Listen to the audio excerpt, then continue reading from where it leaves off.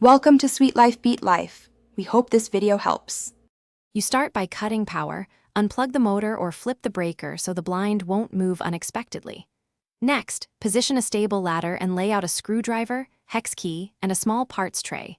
These will save time. Once done, take a quick photo of how the headrail and motor connect. This documents wiring and remote settings. Make sure to keep the remote code or motor DIP settings written down, because you'll need them when reinstalling or programming a replacement. With power off, open the mounting brackets or remove the screws that secure the headrail. You should feel the weight shift when clips release. Once the headrail is free on one side, have a helper hold it while you access the motor end.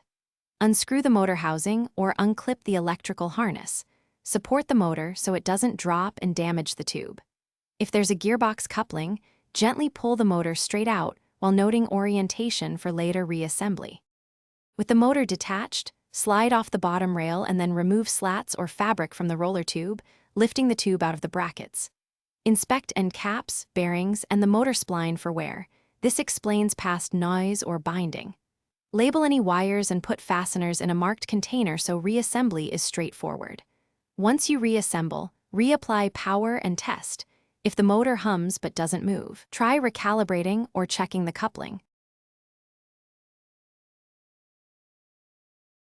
Thanks for watching. Consider subscribing if we helped you.